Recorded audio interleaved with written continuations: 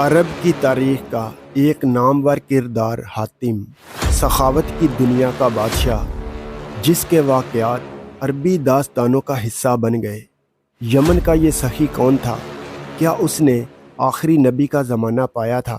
حاتم کے 7 سوالوں کے متعلق سفر کی حقیقت کیا ہے؟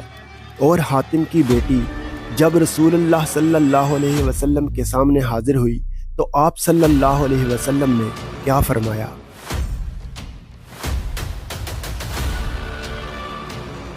یہ ربیع الاول 9 ہجری کا سال تھا جب رسول اللہ صلی اللہ علیہ وسلم نے حضرت علی رضی اللہ تعالیٰ عنہ کو 150 سپاہیوں کے ساتھ قبیلہ طائی کی طرف بھیجا، کیونکہ انہوں نے جنگ حنین میں مشرکین کا ساتھ دیا تھا۔ نبی صلی اللہ علیہ وسلم نے حکم دیا کہ طائی قبیلے کا بت جس کا نام کلس تھا اسے توڑ دیا جائے۔ کالی جھنڈیاں لے کر عرب کے تیز ترین شاہ سوار صبح سویرے بنو طائی کے قبیلے میں پہنچ گئے، اور طائی کی چھوٹی سی فوج کے ساتھ جھڑپ کے بعد یہ علاقہ فتح ہوا۔ کلس کو مسمار کر دیا گیا اور طائی کے بڑے بڑے سرداروں کو گرفتار کر لیا گیا اور مال غنیمت سمیت انہیں مدینہ لایا گیا۔ نبی صلی اللہ علیہ وسلم کو کسی نے یہ خبر دی کہ ان قیدیوں میں صفانہ نامی ایک خاتون ہے، جس کا کہنا ہے کہ وہ حاتم طائی کی بیٹی ہے۔ حاتم طائی دراصل زمانے جاہلیت کا ایک مشہور سخی انسان تھا، جو نہایت ہی رحم دل، بے کسوں کی مدد کرنے والا، مہمان نواز، محتاجوں کا مددگار اور ایک نیک صفت انسان تھا، جس کے قصے پورے عرب و عجم میں مشہور تھے۔ چنانچہ آپ صلی اللہ علیہ وسلم نے انہیں بلایا۔ جب وہ حضور کے سامنے پیش ہوئیں تو انہوں نے کہا کہ میں سخی حاتم کی بیٹی ہوں۔ میرا باپ بھوکوں کا پیٹ بھرتا تھا اور غریبوں پر رحم کرتا تھا۔ اس پر نبی نے فرمایا کہ تیرے باپ میں مسلمانوں کی سی خوبیاں تھیں۔ اگر تمہارا باپ عہد اسلام میں ہوتا تو ہم اس کے لیے رحمت کی دعا کرتے۔ صفانہ بنت حاتم نے حضور صلی اللہ علیہ وسلم سے عرض کیا کہ میری ایک درخواست ہے، آپ اس کو قبول فرما کر مجھے شکریہ ادا کرنے کا موقع دیں۔ نبی صلی اللہ علیہ وسلم نے فرمایا، وہ کیا ہے؟ اس نے کہا، میرے والد فوت ہو چکے ہیں، میرا محافظ یعنی بھائی بھاگ گیا ہے، آپ مجھ پر احسان فرما دیجئے، آپ مجھے آزاد کر دیں تو اللہ آپ پر احسان فرمائے گا۔ میرا بھائی عدی آپ کی فوج سے خوف زدہ ہو کر شام کے علاقے کی طرف چلا گیا ہے، آپ مجھ کو اجازت دیں کہ میں اس کو لے آؤں اور آپ اس کے لیے ایک امن معاہدہ لکھ دیں۔ یہ سن کر نبی صلی اللہ علیہ وسلم خاموش رہے اور کچھ جواب نہ دیا۔ دوسرے دن بھی صفانہ نے حضور سے یہی درخواست کی تو حضور نے فرمایا کہ تم جلد بازی کیوں کرتی ہو؟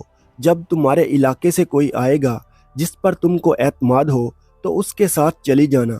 لہذا چند دنوں بعد اس کے رشتہ داروں میں سے کچھ لوگ آئے تو حضور نے صفانہ کے لیے کپڑوں کے جوڑے بھیج دیے اور اس کے لیے سفر کا سامان دے کر سواری پر روانہ کر دیا۔ لہذا صفانہ اپنے قرابت داروں کے ساتھ اپنے بھائی کے پاس پہنچ گئی۔ صفانہ نے اپنے بھائی عدی کے سامنے حضرت محمد صلی اللہ علیہ وسلم کی تعریف کی اور کہا کہ میرا خیال ہے آپ جلدی سے ان کی خدمت میں حاضر ہو جاؤ۔ اگر وہ نبی ہیں تو تم کو جلدی سبقت کرنی چاہیے، اور اگر وہ بادشاہ ہیں تو تمہاری عزت میں کوئی فرق نہیں آئے گا۔ لہذا عدی بن حاتم اپنی بہن کے ہمراہ مدینہ پہنچ گئے اور مسجد نبوی میں حاضر ہوئے۔ وہاں حضور تشریف فرما تھے۔ حضور کے پاس ایک گدا رکھا تھا جس پر آپ بیٹھا کرتے تھے۔ حضور نے اسے عدی کی طرف سرکا دیا۔ عدی نے عرض کیا کہ نہیں، آپ اس پر بیٹھ جائیے، لیکن حضور نے عدی کو اشارہ کیا اور خود زمین پر بیٹھ گئے۔ حضور نے عدی کو اسلام کی دعوت دی، چنانچہ عدی نے حضور صلی اللہ علیہ وسلم کی شخصیت سے متاثر ہو کر اسلام قبول کر لیا۔ اس پر حضور صلی اللہ علیہ وسلم کا چہرہ مبارک خوشی سے چمک اٹھا۔ بہرحال جب صفانہ اور عدی نے حضور صلی اللہ علیہ وسلم کو اپنے باپ حاتم طائی کی صفات اور رحم دلی کے واقعات بیان کیے تو حضور نے حکم دیا کہ بنو طائی کے تمام قیدیوں کو رہا کر دیا جائے۔ حاتم طائی عرب کا وہ مشہور شخص تھا جس سے نبی کریم محمد صلی اللہ علیہ وسلم بھی متاثر ہوئے تھے۔ دراصل حاتم کا اصل نام حاتم بن عبداللہ بن سعد الطائی تھا، جو طائی قبیلے کے ایک سردار کا بیٹا تھا۔ کہتے ہیں کہ بچپن میں ہی والد کی وفات کے بعد حاتم نے اپنی دولت مند اور سخی ماں کی گود میں پرورش پائی۔ حاتم کی ماں نے کچھ اس طرح اس کی پرورش کی کہ وہ سخاوت کا وارث بن گیا۔ وہ جوان ہو کر بڑا سخی انسان بنا۔ وہ سخاوت سے ہی دل بہلاتا تھا اور اس میں اس قدر مبالغہ کرنے لگا کہ جنون کی حد تک پہنچ گیا۔ حاتم بچپن سے ہی اپنا کھانا اپنے غریب دوستوں کو دے دیا کرتا۔ حاتم کے دادا نے اونٹوں کی نگرانی کا کام جب اس کے ذمے لگایا تو حاتم نے اجنبی مہمانوں کے لیے 3 اونٹ ذبح کر دیے اور باقی ان میں تقسیم کر کے دادا کے سامنے فخریہ اظہار کیا کہ میں نے آپ کے خاندان کا نام دنیا میں روشن کر دیا۔ حاتم کی سخاوت کے قصے تاریخ کی کتابوں اور عربی داستانوں میں بھرے پڑے ہیں۔ البدایہ والنہایہ میں امام ابن کثیر لکھتے ہیں کہ ایک دفعہ عرب میں قحط کا زمانہ تھا، ہر طرف سوکھا پڑا تھا، لوگ ایک ایک دانے کے لیے ترس رہے تھے۔ خود حاتم اپنے اہل و عیال کے ساتھ فاقوں سے بدحال تھا کہ رات کے وقت ایک عورت نے آ کر اپنے بھوکے بچوں کے لیے کھانے کی فریاد کی۔ حاتم نے اٹھ کر اپنا گھوڑا ذبح کر دیا اور پہلے اسے کھانے کو دیا، پھر اپنے بچوں کو جگا کر کھلایا، اور جب تک اپنی قوم کے ایک ایک گھر میں جا کر وہ گوشت تقسیم نہ کر لیا، خود کھانا نہیں کھایا۔ حاتم کے گھر کوئی مہمان آتا تو وہ اس کی عزت و تکریم میں کوئی کسر نہ چھوڑتا، بلکہ وہ خود مہمانوں کی تلاش میں لگا رہتا اور ایک اونچی پہاڑی پر آگ جلا کر آوازیں دیا کرتا اور اپنے غلام کو خوشخبری دیتا کہ اگر اس آگ کی وجہ سے کوئی مہمان ہمارے گھر آ گیا تو تم آزاد کر دیے جاؤ گے۔ وہ مقام جہاں حاتم رات کو آگ جلایا کرتا تھا آج جبل سمرہ کی چوٹی پر واقع ہے، جو حاتم طائی کے آتش دان کے نام سے مشہور ہے اور آج سعودی عرب کے سیاحت اور آثاریاتی مقام میں سر فہرست ہے۔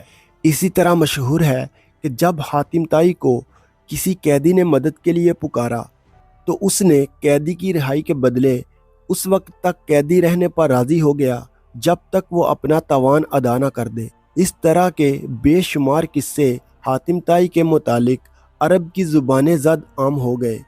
حاتم کی سخاوت کے چرچے گھر گھر عام ہونے لگے اور اس کی فیاضی کی داستانیں عرب میں ایک ضرب المثل بن گیا تھا۔ ابن عربی حاتم طائی کے متعلق کہتے ہیں کہ حاتم ہر میدان میں ایک کامیاب شخص تھا۔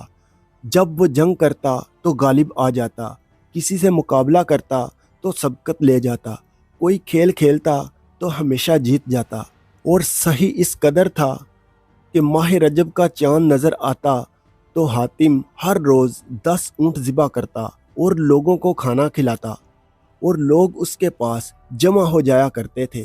حاتم کی طلسماتی اور مافوق الفطری داستان قصہ حاتم طائی کے نام سے عجم اور ایران کے علاقوں میں نہایت ہی مشہور ہوا۔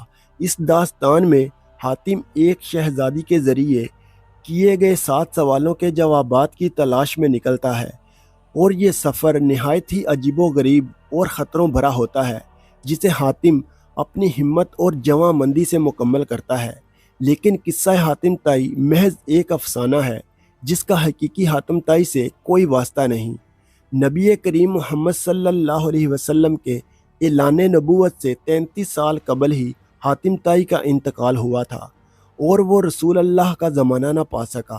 اگر وہ زندہ رہتا تو دیکھتا کہ شاہ عرب محمد صلی اللہ علیہ وسلم کی سخاوت بارش کی طرح عرب کے ہر علاقے میں برس رہی ہے، جو رحمت للعالمین بن کر آئے تھے، یہاں تک کہ خود حاتم طائی کا خاندان بھی اس سے محروم نہ رہا کہ عرب کے اس مشہور صحیح کے خاندان پر نبی کے بڑے احسان تھے۔